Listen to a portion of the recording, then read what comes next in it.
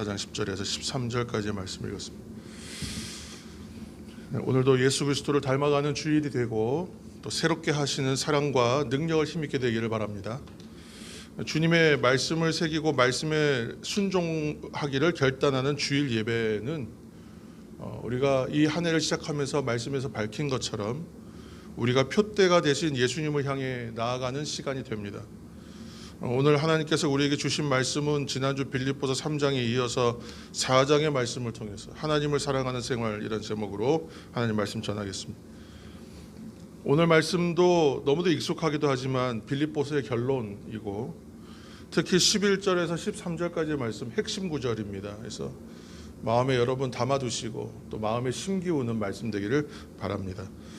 오늘의 말씀을 여러분 마음에 새기실 때에 새해 새날을 이끌어 가시는 하나님의 뜻을 발견하고 우리가 순종하게 되는 역사가 있습니다. 사랑하는 성도 여러분, 잠깐 생각해 보세요.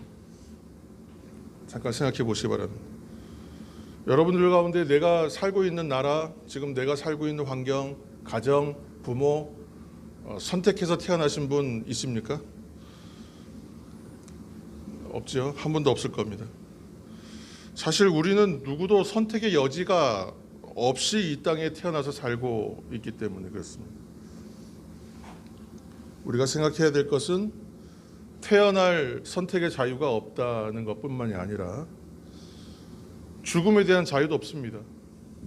내 생명이라고 생각해서 극단적 선택을 함부로 하는 사람들도 있지만 결코 용납될 수 없는 일들입니다. 태어날 자유가 없듯이 죽을 것에 대한 자유도 사실 우리에겐 없습니다. 수명을 마음대로 늘릴 수도 없고 또 내가 줄일 수도 없어요. 왜냐하면 하나님께서 우리 한 사람 한 사람의 생명을 이 땅에다 보내주신 것이고 그래서 우리가 생명을 부여받아 살고 있기 때문에, 그리고 부르실 때에는 어차피 하나님께서 부르시면 한 사람도 거절하거나 예외함이 없이 또 부르실 때 이 땅을 떠나게 될 것입니다. 결론적으로 우리 모두는 나의 생명으로 사는 것이 아니라 하나님이 주신 생명으로 살고 있다는 것입니다. 이 말은 우리가 사는 동안 원하는 것, 원하지 않는 것 있을 텐데 그 일들을 우리가 또 마음대로 정하면서 살 수도 없다는 뜻이기도 합니다. 이 말을 가지고 우리는 주관한다 그러잖아요. 그래서 우리 인생을 주관하시는 분, 이렇게 하나님을 말씀하는 이유는 내 인생 내 마음대로 내가 주관할 수는 없다는 말씀인 것입니다. 누구나 다 원하는 바는 비슷하실 거예요. 내 일이 성공하고 좀 인생이 좀 더 형통하고 굴곡이 좀 없고 내 삶이 좀 행복하고 무엇보다 건강하고 안전하기, 이거 다 아마 바라시는 걸 텐데. 그러나 실제의 삶은 어떠냐 하면 전혀 생각지도 못하게 내 바람과 원대로 되지 않더라는 것이죠. 내가 원치 않았지만 다치기도 하고 내가 원치 않았지만 아프기도 하고 원했던 과정을 지원했는데 낙방하기도 하고 사업이 원하는 대로 잘 풀리지 않기도 하고 가정과 일상이 평안하길 바랬더니 자꾸 분란이 일어나기도 하고 사소한 일이라고 생각했던 것이 정작 일어나니까 완전히 막 무너지는 일들을 경험하기도 하고 이런 일들이 있는 것입니다. 우리 나라의 일도 마찬가지고요. 이처럼 고통스럽고 때로는 너무도 괴로운 일들이 우리 인생에 그치지 않더라는 것입니다. 그런데 여러분 잘 아는 것처럼, 잘 아시듯이 이러한 일들이 우리들에게만 있었느냐? 성경의 오늘 인물 사도 바울에게 이런 일들이 다 일어났다는 것을 우리가 알고 있습니다. 지난주에 사도 바울의 삶에 대한 이야기를 우리가 일부 나누었지만 그의 생애를 보면 그렇잖아요. 아주 부유하고 부러움을 살 만한 인생의 시절이 있었는가 하면 또 한편으로는 꼭 저렇게까지 살아야 될까 할 만큼 처참하고 또 한없이 굶주리고 고생하는 시간을 또 살기도 했고요. 한편으로는 존중과 인정을 받는 신분으로 살았던 시절이 있는가 하면 어딜 가든지 환영받지 못하고 매맞고 고초당하는 일이 일상인 그런 신분, 오늘은 감옥에 갇혀 있는 현실을 또 경험하고 있는 그런 삶을 반복적으로 살기도 했다는 것입니다. 한때는 너무나 건강하고 활력이 있게 살았지만 또 한편으로는 너무나 병들고 쇠약하여 하나님 앞에 정말 이 육체의 가시가 좀 떠나게 해주십시오. 그렇게 막 호소하고 간절하게 막 매달려야 되는 그런 현실을 살기도 했다는 것입니다. 한편으로는 복음을 위해 헌신된 사도요. 믿는 사람이라면 누구나 존중할 만한, 또 하나님께서 기뻐하실 만한 선한 일에 앞장선 사람이라고 평가도 받고 인정도 받았지만, 방금 말씀드린 대로 한편으로는 육신의 약함과 또 육신의 욕망과 자기가 마음대로 조절되지 않는 육신의 어떤 그 바램들 때문에 괴로워했다는 거예요. 죄로 인해서. 그래서 오호라 나는 공고한 사람이로다. 이 사망의 몸에서 누가 나를 건져내려. 부르짖기도 하고 그렇게 살았던 것이죠. 오늘 이제 빌립보에 보내는 오늘 이 서신을 쓸 때에는 로마 감옥에 갇혀 있었고, 지금 분위기는 정말 마지막을 향해 가고 있다는 것을 누구나 체감할 만한 그런 위험하고 죽음을 앞둔 상황이었다는 것입니다. 그럼에도 불구하고 사도 바울이 빌립보서 4장 4절, 빌립보서 전체의 말씀 가운데에서 이 말이 반복돼요. 기뻐하라, 기뻐하라, 기쁘다. 그래서 빌립보 4장 4절에 주 안에서 항상 기뻐하라, 내가 다시 말하노니 기뻐하라. 서신 전체를 통해서 기뻐하라는 말을 거듭하여 반복합니다. 세상에서 들려오는 소식은 참 기쁜 소식이 많지 않은 것 같아요. 새해를 시작하면서 기쁜 일들이 많기를, 기쁜 소식들을 많이 듣게 되기를 바랬지만 결코 기뻐할 수 없는 일들이 더 많은 것 같다. 그래서 무엇이 바울을 기쁘게 하였는가? 무엇이 바울을 기쁘게 하였는가? 어쩌면 우리보다 더 심한 공고를 겪었던 그 인생 가운데에서 무엇이 그를 기쁘게 하였는가? 오늘 말씀 가운데 크게 두 가지를 살피면서 은혜를 받고자 합니다. 첫 번째, 바울의 기쁨은 어떠한 형편이든지 그가 자족하는 생활을 터득했기 때문에, 자족하는 법을 배웠기 때문에 그가 기쁠 수 있었다는 거예요. 여러분 11절 말씀 우리가 다 같이 읽습니다. 11절, 내가 궁핍함으로 말하는 것이 아니니라 어떠한 형편에든지 나는 자족하기를 배웠나니. 아멘. 배웠노니. 아멘. 우리는 보통은 통상적으로는 좋은 일이 있을 때에 이것이 축복, 감사. 그런데 정작 일이 잘 안 풀려요. 그러면 이제 고통스러운 일, 사고, 이런 일들 앞에다 축복, 감사 이렇게 붙이는 경우는 거의 없습니다. 없죠. 어떻게 그런 다치고 막 망가지고 그랬는데, 무너졌는데 어떻게 감사합니다, 기뻐합니다 이렇게 말할 수 있겠어요? 그러나 사도 바울의 얘기는 이 극단적인 예를 붙여서까지 우리가 확인해야 될까 하지만 어떠한 환경이든지라고 그랬어요. 어떠한 환경이든지 스스로 자족한다. 어떠한 형편에든지 자족할 수 있었다 이렇게 말해요. 정말 그랬습니까? 이렇게 묻는 사람들을 향해서 12절 말씀입니다. 나는 비천에 처할 줄도 알고 풍부에 처할 줄도 알아. 모든 일 곧 배부름과 배고픔과 풍부와 궁핍에 처할 줄 아는 일체의 비결을 배웠노라. 다 설명할 필요도 없다는 거예요. 일체의 비결이라는 거예요. 이건 어떻게 보면 엄청난 자신감이기도 하겠지만 실제로 그런 삶을 살았기 때문에 말할 수 있는 진솔한 고백이었다는 데서 더 충격적이에요. 여러분, 자족이 무엇입니까? 욕심내지 않겠다는 거잖아요. 욕심내지 않겠다. 고대 그리스 철학자 가운데 우리한테 아마 가장 많이 알려진 사람 소크라테스일 것 같아요. 소크라테스에게 젊은이가 찾아와서 질문했다는 거예요. 선생님, 세상에서 가장 부유한 사람을 만약에 꼽자면 누구입니까? 어떤 사람이 가장 부유한 사람인가요? 이렇게 말했는데 어떻게 보면 우문이에요, 우문. 근데 우문에 대한 현답이라고 하지 않습니까? 뭐라고 대답했냐면 가장 적은 것으로 만족하는 사람이다 이렇게 말했다는 거예요. 이 생각해 보시면요, 얼마나 많이 가졌느냐의 문제가 아니라는 거예요. 얼마나 내가 가진 것에 대하여 만족하느냐의 싸움이라는 거예요. 전혀 보는 관점이 다르다는 얘기입니다. 또 다른 철학자 디오게네스라고 있습니다. 디오게네스, 이게 보면 디오게네스에 대한 그림 명화를 보면 커다란 술통 같은 건데 통 안에서 그냥 뭐 옷도 제대로 입지 않고 통 안에서 지냈던 통 안의 철학자라고 불리는, 평생 옷 한 벌 가지고 살았다고 하는 자유로운 인생이었다. 괴짜 철학자로 유명한 사람 디오게네스가 있습니다. 알렉산더 대왕 시대의 사람입니다. 알렉산더 대왕이 인도 원정을 떠나기 전에 이 괴짜 철학자에게 뭔가 얻을 것이 있지 않을까 하고 이제 대화를 하려고 찾아왔다는 거예요. 짧은 대화를 하다가 깨달은 것이 있었어요. 그래서 그에게 감사의 표현을 하고 싶은 거예요. 그래서 혹시 원하는 바가 있다면 내가 한 가지 소원 들어주겠다.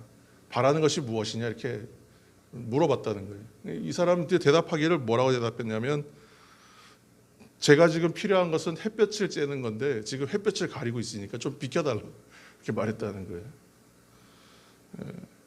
이것을 가지고 뭐라고 얘기하냐면, 이 대화를 가지고 디오게네스의 행복,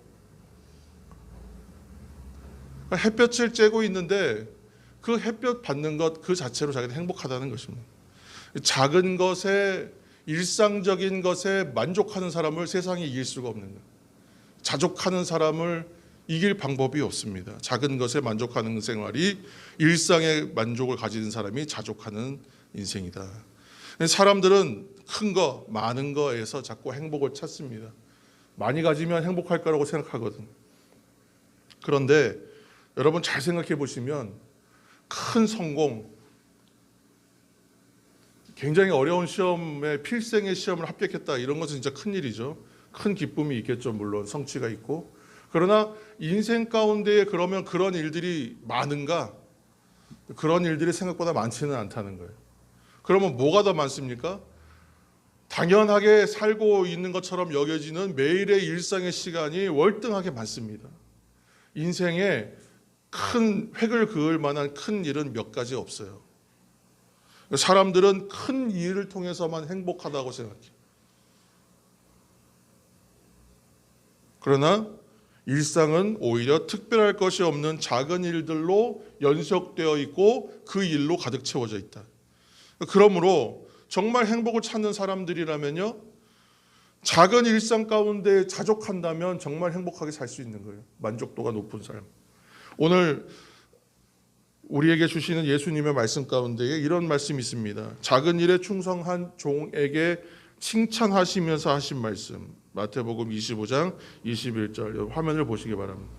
잘하였도다 착하고 충성된 종아, 네가 적은 일에 충성하였음에 내가 많은 것을 네게 맡기리니 내 주인의 즐거움에 참여할지어다. 아멘. 사랑하는 성도 여러분, 사도 바울은 자족하기를 배움으로 어떤 환경이든지 현재 내게 주어진 것에 대해서 하나님의 은혜로 받아들일 수 있다, 그렇게 고백한 것이죠. 위대한 인물들이라고 하는 위인들의 삶을 보면 그들의 환경이 좋고 조건이 좋고 뭐 배경이 좋고 공급된 것이 많아서 그들이 성공하고 위인이 되었는가? 그렇지 않더라고요. 그 이야기를 잘 살피고 따라가 보면 대부분이 불우한 환경, 무언가 부족했던 환경, 또 잘 풀리지 않아서 겪었던 역경, 사고, 사건, 아픔, 이런 일들이 정말 그들의 사연이, 아픈 사연이 훨씬 더 많았다는 것입니다. 아픔과 열악한 현실을 딛고 극복하고 일어서서 그들이 위대한 인물이 되었기 때문에 그 인생이 다 놀랍다는 것이에요. 이런 이야기가 있습니다. 6살 아이가요, 6살 정도 먹은 아이가 자전거를 이제 배웠어요. 아마 세발 자전거겠죠. 아니면 뭐지 옆에 보조바퀴가 있는 정도일 것 같아요. 근데 6살짜리 아이가 자전거 타는데 흙탕물이 있는 데를 이렇게 통과하다가, 이제 완만한 도로가 아니잖아요. 평지가 아니니까 움푹 파여져 있는 웅덩이 같이 물이 고여 있는 데를 지나가다가 벌컥하면서 넘어진 거예요. 그러면 이제 넘어졌어요. 그러면 우리 한국 부모, 뭐 엄마 아빠들 어떻게 하겠습니까? 거의 빛의 속도로 뛰어가서 이제 이 아이를 이제 세워요. 이렇게 세워요. 그렇죠? 그렇게 하겠죠. 저 같아도 그렇게 할 것 같아요. 빨리 먼저 세워야 돼요. 그리고 나서 이렇게 뭐 어디 다친 데 없나 하다가 막 속상해가지고 애한테 화도 내고 막 그러는, 이 우리가 흔히 볼 수 있는 우리 한국의 부모들일 것 같아요. 이 말씀 왜 드리냐면, 유대인의 부모의 교육법, 유대인의 엄마들은 강하다라고 하는 교육법 책을 보면요, 이 이야기가 나오는데, 뭐라고 하냐면 아이가 넘어지면요 말 한마디만 해주는 거예요. 말 한마디만. 절대 도와주지 않는 거예요. 한마디만 해주는 거예요. 일어나라고. 스스로 일어나야 돼. 딱 한마디 해주고요. 지켜본다는 겁니다. 그리고 애가 막 애를 쓰고 막 그러는데 안 도와줘요. 어떻게 해서 일어났어요. 상황을 극복하고 빠져나왔어요. 그러고 나면 어떻게 해요? 그때서야 세상에 없는 큰 칭찬을 다 해준다는 거예요. 위대한 대통령이라고 칭송받는 미국의 대통령 링컨 대통령 16대 대통령이죠. 링컨 대통령의 인생을 이렇게 보면 정말 험난하더라고요. 험난해. 가난하고 어려운 환경이었던 거는 당연하고요. 일찍이 어머니가 이렇게 성경을 읽어주셨대요. 매일 잠들 때마다 옆에서 성경 읽어주고 9살 때 어머니 근데 돌아가셨어요. 어린 나이. 어머니가 돌아가셨고 아버지는 그렇게 친절하지 않았던 것 같아요. 대부분의 그 시대의 아버지가 그랬던 것처럼. 근데 엄마가 성경 읽어주던 엄마가 돌아가시면서 유언을 해요. 너는 잠들기 전에 항상 성경 읽으라고. 매일 읽으라고. 어려운 일이 생기잖아? 그러면 성경을 더 많이 읽으라고. 성경 읽으라고 그렇게 말해줬다는 거예요. 그 인생을 살면서요. 결혼을 했는데 자녀들이 낳는 족족 이게 무슨 유전병인지 아이들이 성인이지 못하고 죽는 경우가 너무 많았다는 거예요. 여러 자녀를 보았지만 제대로 18살 이상 성장한 자녀가 하나인가 둘인가 밖에 없어요. 그만큼 큰 좌절, 슬픔, 어려운 일들 많이 당했습니다. 성공보다 실패가 많은 인생이었어요. 그런데 우리가 보이지 않는 그 삶의 배경에는 뭐가 있겠습니까? 그 인생을 살면서도 계속 성경을 읽었다는 거예요. 어머니의 유언대로 어머니가 어저께 읽어줬던 성경의 말씀들이 뇌리에 남아있고요. 그거 계속 읽었다는 거예요. 힘든 일이 있었을 때 어떻게 했을까요? 더 많이 읽었겠죠. 저는 그랬기 때문에 그가 누구도 예상하지 못했던 대통령이 될 수 있었다고 생각해요.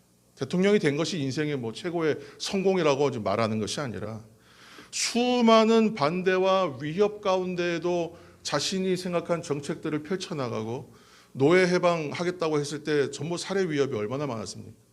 결국은 그것이 원인이 돼서 암살당하지 않습니까? 그렇지만 굽히지 않았다는 거예요. 그 배경이 어디서 나왔을까? 자기가 어려웠기 때문에, 자기가 힘들었기 때문에 약자의 입장을 이해하는 것입니다. 하나님의 말씀으로 세워져 있는 인생이었기 때문에 인생은 사람의 생명을 사랑하는 거예요. 하나님의 공의와 정의를 알았기 때문에 모든 사람이 평등해야 되는 거예요. 그 배경에 저는 그 생각들이 있었다고 생각해요. 그가 해놓은 업적보다 그 삶이 위대하다라고 생각합니다. 오늘 사도 바울은 어떻습니까? 로마 감옥에 갇혀 있습니다. 그가 만약에 그 감옥에 갇혀서 신세한탄하고 원방하면서 수감 생활을 했다 그러면요, 아마 그 바울의 이야기는 더 이상 우리에게 전해지지 않았을 겁니다. 그렇지 않았다는 거예요. 감옥에 갇혔어요. 누가 봐도 묶여 있어요. 아무것도 할 수 없는 상황이에요. 절망할 수밖에 없는 상황이요. 누구나 다 이해할 만한 상황이에요. 그럴 수 있겠다. 그럴 수밖에 없겠다. 그런데도 불구하고 거기서 감옥 생활마저도 하나님의 은혜의 찬스야, 기회야 라고 생각했다는 거예요. 거기서도 나는 복음 전해야지 라고 생각. 왜요? 새로운 사람들을 만날 수 있으니까. 간수들, 로마 군인들, 그런 사람들에게 말씀 전했다는 거예요. 하나님을 만날 기회를 찾습니다. 하나님을 전할 기회를 찾습니다. 그리고 생각하는 거예요. 내 몸은 가두어도 영혼은 가둘 수가 없지 생각한다는 거예요. 바울은 감옥에 있지만 자유로워. 감옥에 있지만 기뻐요. 이 말이 안 되거든요, 이 상황이. 우리는 이게 어렵습니다. 그 결과 어떻게 됐어요? 감옥을 지키는 군인들에게 복음을 전합니다. 이것이 로마의 복음화의 시작이에요. 하나의 통로가 됩니다. 어떻게 이처럼 힘들고 어려운 환경이 바뀌는 전화위복의 기회가 될까? 고린도 후서 12장 9절 말씀입니다. 여러분 화면을 참조하셔서 우리가 한번 다 같이 한번 읽겠습니다. 고린도 후서 12장 9절. 나에게 이르시기를 내 은혜가 내게 족하도다. 이는 내 능력이 약한 데서 온전하여짐이라 하신지라. 그러므로 도리어 크게 기뻐함으로 나의 여러 약한 것들에 대하여 자랑하리니 이는 그리스도의 능력이 내게 머물게 하려 함이라. 아멘. 더 할 말도 없고 뺄 말도 없습니다. 어떻게 이런 고백을 할 수 있을까요? 이 안에 있는 것으로 고백하는 거예요. 내가 살아온 삶으로 고백한다 그러잖아요. 여러분, 고린도후서 12장 9절 말씀 여러분 읽으실 때마다 새 힘을 얻게 되기를 축원합니다. 내 힘으로 사는 것이 아니라고. 내 힘으로 살면요, 내 능력으로 살면 나로서는 기뻐할 수가 없어요. 나로서는 자유로울 수가 없어요. 그러나 하나님께서 하시고 하나님의 힘으로 살아가는 사람은 내가 약할 때에 하나님의 강함으로 나를 덮어주시고 나를 도와주심을 경험하면서 완전히 그냥 내가 얻을 수 없었던 기쁨을 누리고 자유를 누릴 수 있다. 우리가 새벽에 특세 때 그런 말씀 나왔지 않습니까? 나의 힘으로 삽니까? 하나님의 힘으로 삽니까? 내 힘으로 사는 사람은 한강 하나 건너려고 할 때에 내 최선을 다하면 누군가는 아마 건널 수도 있을 거예요. 서울에 제가 알고 있는 우리가 이번에 한번 갔을 때 덕수궁길 한번 걸었지 않습니까? 성도 여러분, 같이 걸었던 분들이 있는데 그 길가에 초등학교가 있어요. 덕수초등학교라고. 근데 이 초등학교 아이들이요, 체육관이 있어요. 실내 체육관. 아주 좋은 학교예요. 강북에 있지만 실내에 있는 거기 체육관에서 수영장이 있는데 거기서 매일 수영 연습을 해요. 초등학교 1학년 때부터 연습시켜요, 애들. 이유는 하나, 졸업하기 전에 한강 횡단하는 행사가 있어요. 덕수초등학교 전통이.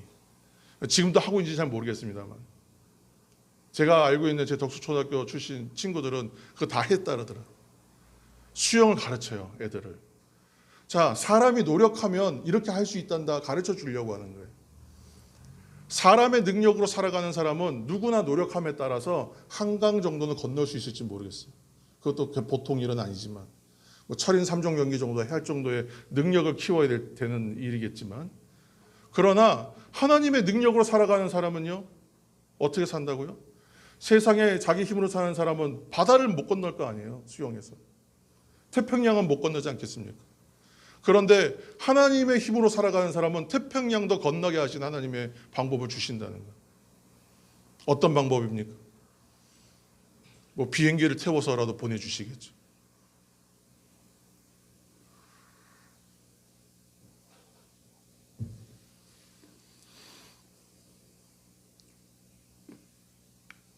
자녀가 많든 적든 자녀를 키우는 부모님들은 다 아실 겁니다. 아이가 병이 나서 열이 심해요. 그러면 부모들은 잠을 못 자요. 특히나 초보 엄마 아빠들일 때는요, 벌벌벌 떨어요. 저희도 그런 경험이 있었어요. 막 응급실 가야 될 것 같고요. 응급실 가면 너무나 응급 환자가 많아서 정작 우리 아이는 안 봐줍니다. 여러분. 애가 병이 나서 이제 열이 심해요. 밤새 앓을 때 그럼 부모는 어쨌건 뜬 눈으로 밤을 셉니다. 다른 일을 할 수가 없어요. 평소에 잘하는 부모도 있겠지만 어떤 부모든 간에 온 정성을 다해서 아이를 돌보게 됩니다. 그러면 이 아이는 뭘 경험하게 되냐면 평소에 내가 보지 못했던 엄마 아빠의 한 모습을 보게 돼요. 엄마 아빠가 나를 참 사랑하는구나라는 것을 그때 한번 깨달을 것 같아요. 엄마 아빠가 완전히 그냥 붙어가지고 아이를 위해서 케어하는데 온 힘을 다 쏟는 거예요. 성도 여러분, 하나님께서도요, 약한 자를 가까이 하십니다. 여러분 믿으시길 바랍니다. 우리의 약한 자리에 하나님의 사랑과 능력을 더 크게 드러내세요. 우리가 약하고 더 연약하기 때문에 더 크게 받는 것 수도 있어요. 그러나 하나님의 능력은 약한 데서 더 크게 강하게 드러난다니까요. 그래서 우리가 어려운 일 당할 때 여러분 낙심과 실망이라는 감정을 앞장 세우지 마시기를 축원합니다. 그때가요, 바울이 감옥에 갇혔을 때 복음의 찬스야, 복음 전할 기회야 라고 생각하는 것처럼 하나님의 힘으로 살아가니까 하나님께서 나에게 지금 이 약할 때 하나님 강함이 나에게 임하여 내가 기뻐할 때구나, 기쁨을 주실 때구나라고 기대하는 것처럼, 여러분 어려울 때일수록 하나님께서 우리 가운데 함께 하시는구나, 이렇게 생각해야지 내가 힘들고 어렵다고 해서 낙심하는 감정, 실망하는 감정, 침체된 마음들을 먼저 내어놓는 것은 하나님의 힘으로 살아가는 사람들의 기본적인 모습은 아니라는 거예요. 어려울 때일수록 하나님을 더 붙드시고 하나님이 일하게 되심을 발견하기를 축원합니다. 사랑하는 성도 여러분, 믿음으로 사는 사람은 좋은 일이나 굳은 일이나 기쁜 일이나 슬픈 일이나 자족하는 마음으로 모든 일을 하나님의 은혜에 기대어 풀어내고자 할 때에 이것은 결국은 해결된다는 거예요. 여러분, 이 사실을 기억하시게 되기를 바랍니다. 저는 이 한 해를 살아가면서 우리가 시작할 때에 새해는 매일 똑같이 주어지는 하루, 우리가 365일 똑같이 살았거든요, 작년에도. 근데 올해도 똑같이 365일을 만날 겁니다. 큰 이변이 없는 한, 이변은 없겠죠. 365일을 만날 텐데 이 날들을요, 그냥 을에 오는 일처럼 여기지 않고 매일매일을 새 날로 살자 그랬어요. 우리가 새벽기도 하시는 분들, 새벽기도 나오시는 분들한테 항상 우리가 나누는 이야기가 그 말씀이잖아요. 새벽은 어차피 오는데 이 새벽을 그냥 맞이하는 사람과 새벽을 깨우는 사람이 있다고. 전혀 다른 사람이라니까요. 그냥 새벽이 오니까 오나보다 하는 사람이 있는가 하면 나는 이 새벽을 깨우겠다고 나오는 분들이 있단 말이에요. 어떻게 같을 수가 있어요? 저는 하나님 앞에 똑같지 않다고 생각합니다. 오늘 하루가 똑같이 와요. 그런데 이 날을 나는 새 날로 살겠어. 하나님이 주신 새 날로. 그래서 내가 이 새 날을 하나님의 은혜에 힘입어 살고 나면 난 조금 더 새 사람이 될 거야. 실패하죠. 잘 안 됩니다. 그러나 하루가 지났어. 그 다음 날 또 새로운 날을 또 다시 새롭게 맞이하는. 자꾸 그러는 거예요. 그 마음을 가지는 거예요. 하나님께서 그 마음 가운데 그 약한 데에 하나님께서 온전하게 해주시는 역사하심이 있다는 것입니다. 여러분, 이 한 해간 정말 하나님의 능력을 힘입고 살아가는 저와 여러분 되시기를 예수님의 이름으로 축원합니다. 이 한 해를 새롭게 살아내서 정말 하나님께서 이루어 주시는 어떤 부흥, 그 뿌리부터 새롭게 일으켜 주시는 생명의 약동함, 그 은혜를 여러분 크게 누리시는 우리 교회와 성도가 다 되시기를 예수님의 이름으로 축복합니다. 기도하겠습니다.